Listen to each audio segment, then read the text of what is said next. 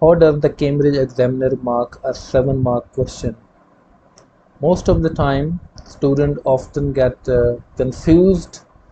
So here is the key. Here is the mark scheme that on the basis of which the Cambridge examiner would mark a 7-mark question.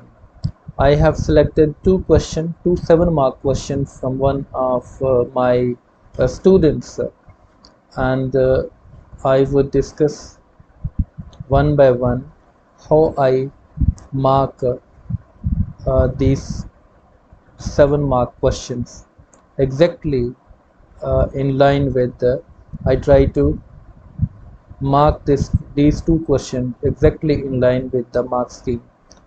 Students, what I can tell you is that this is the mark scheme for marking a 7-mark question, and this is the key that the Cambridge examiner uses in order to mark a 7-mark question. So this is basically the scale on the basis of which your 7-mark question is marked. So here we go. Look at this first question. The question is, why were the British able to take control of India by 1850? 7-mark question. Look at the candidate's response. The candidate starts, the British came to India as they were attracted by the riches there. So this is for us the point. There was an industrial, so this means that the British came to India as they were attracted by the riches. Basically, the candidate starts writing that the riches of India, Indian resources, basically, they were the attraction for the British to come over to India. But this is the point that is not asked in the question. So this means that the candidate has not addressed the question, have not started addressing the question. So at this stage, the candidate is not writing anything that is addressing the question. Then the second sentence is, there was an industrial revolution going on in Europe, and when the British saw all the riches and raw material, they started trading and later set up the EIC to make it easier for them to trade and transport goods. So at this stage, the candidate basically identifies that industrial revolution in Europe as a reason behind the British starting trade in India by setting up EIC. Actually, this is a general statement, and this is again is not addressing the question, but it has identifies a reason, and that is industrial revolution. So this means the candidate achieves at this level, a candidate achieves level 1, and the next is as the EIC influence grew, they also saw how weak the government of India was. So this means that the candidate has identified a reason.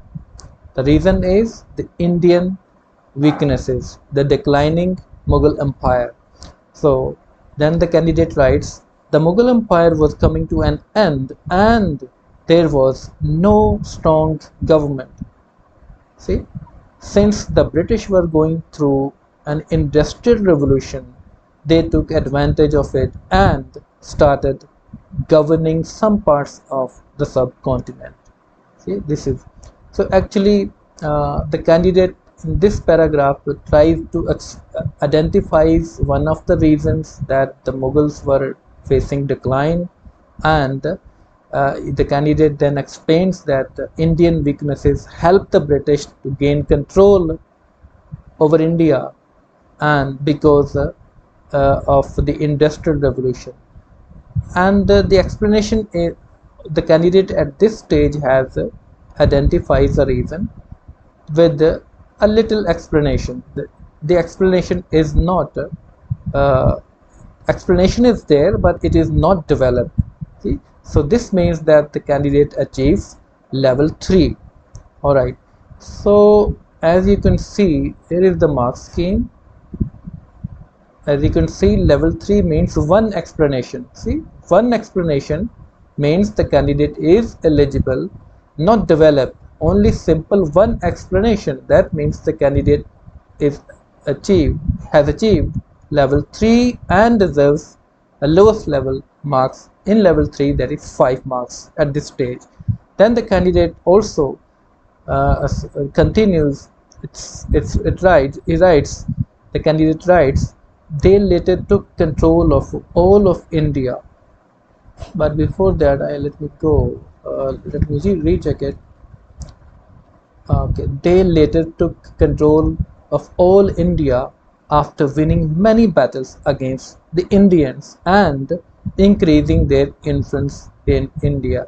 At this stage, this is the candidate has identified another reason, and that is that the military successes that the British were achieving in India. This means that, but the candidate has not developed this point.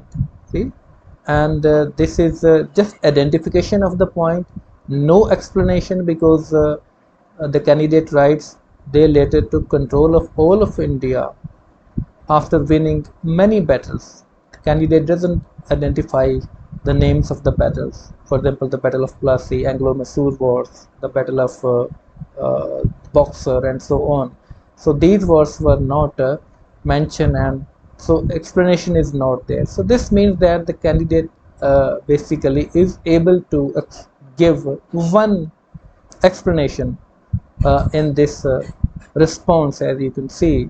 So this response basically for one explanation, as you can see in the mark scheme, one explanation will give the credit of 5 marks. So the candidate,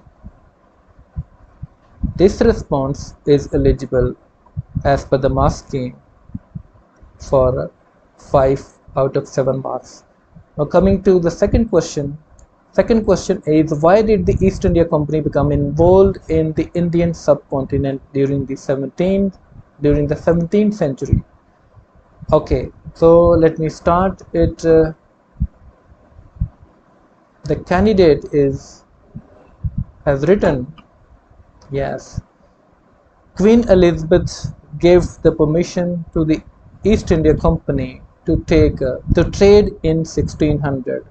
This statement is basically almost a valid point, although it is not, addressing the question directly, but it is related to it. It is a valid point, and this means the candidate achieves level 1.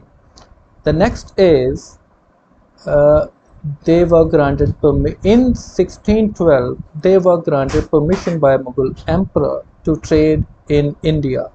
India was a golden sparrow with many spices, cotton, opium, silk, through which they traded. India was a local market which they used to sell their goods. So this means that the response at this stage in this paragraph, uh, the candidate has provided one reason with explanation, although it is not a developed, but it is still an explanation. That, and the explanation is that India was like a golden bird, which riches with spices, cotton, opium, and so on. And EIC wanted to trade with India. So this shows that although this is not a developed explanation, but still it is one explanation. One reason is given, and it is explained, although it is not adequately explained. Now coming to second paragraph. Okay, second paragraph starts, Dutch, Portuguese, and French were already present in India and were trading there. They had a competition with them to expel them from India and increase their trade, for which they involved in the Indian subcontinent. So this paragraph basically provides another reason that AIC wanted to expel the Dutch and the Portuguese who were already in India, and because they wanted to do trade themselves. So basically this is the second reason, with some explanation, with very little explanation, but explanation is there, it is not developed. This means that in the first paragraph, as you can see, the candidate has given one explanation, okay, although it was not developed. And in the second paragraph, the candidate has identified another reason with explanation, although it is not a developed explanation. So two explanation means the candidate has achieved. Let's go to the mark scheme. Look at two explanation. As you can see, two explanation, if this means the candidate achieves 6 marks. So we are marking this question exactly, we are trying to mark this question exactly in line with the mark scheme. Okay, now go to the third paragraph. The next is, in start, EIC company was sent to trade east of Africa. They went to East Indies, where they were not allowed because Dutch were already established there. Thus they turn towards India. So in this third paragraph, it has a third explanation. Very little explanation is there. It is still not much developed or adequate. It is not adequately developed. But this means that the candidate highlights in this section, in this paragraph, that basically the Dutch domination of Dutch turned the EIC towards India. See? So this means this is identification of reason and its explanation, although it is not developed explanation. So at this stage we have three explanations, three paragraphs, three reasons, three explanations, although they are not developed explanation. This means, as you can see in the mark scheme, we have one explanation 5 mark, two explanations 6 mark, and an additional explanation that will get him 7 marks, get the candidate. So this response, this means this response deserves up to this level 7 marks out of 7. This is how 7 mark questions are marked exactly in line with the mark scheme. Thank you.